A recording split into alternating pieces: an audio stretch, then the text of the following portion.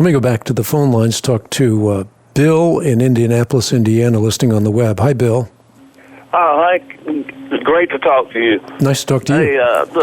Hey, Ken Ham, can you tell me anything about him? He's been criticizing you because you did the show the other day on, you talked about dinosaurs and Job 40 and 41, and he's really going at you pretty good.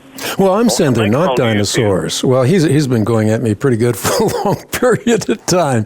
The real question is what he is saying correct? And I would say that it is not.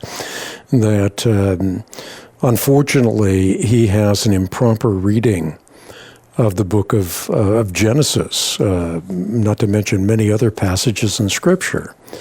And I think what's important here is what I mentioned at the beginning of the show, is learning how to read the Bible for all its substantial worth.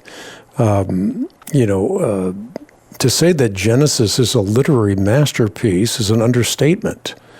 You have Moses with inspired brilliance interlacing a historical narrative with symbolism, a repetitive poetic structure.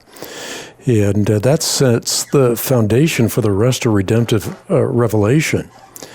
And if you want to look at the genius of Genesis, think about the fact that Genesis opens with the literary mnemonic. That is to say, with the literary memory aid. And by that memory aid, we are daily reminded of God's creative prowess.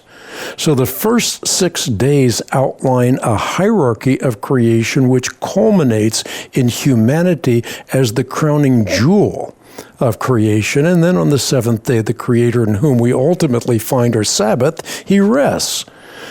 So as I said many times, the history of creation is remembered and recalled through its association with the continuous 7-day cycle of life.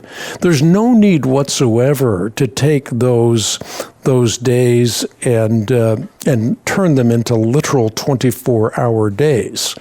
And I think that's the main problem that he begins with.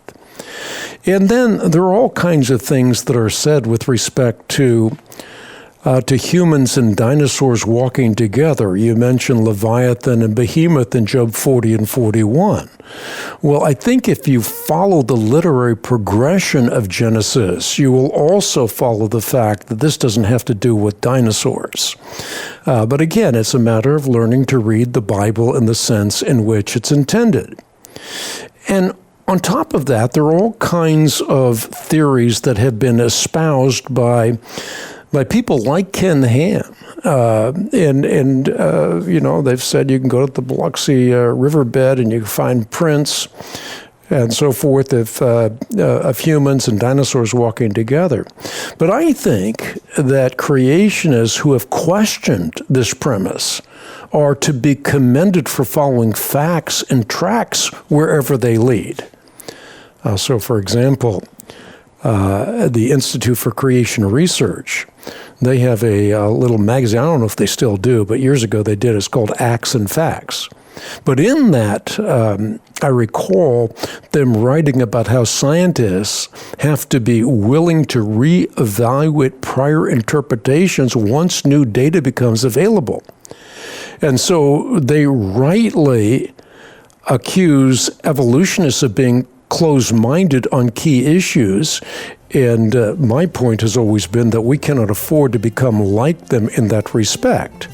Jesus Christ claimed to be the truth, and since we follow him, we must be lovers of truth.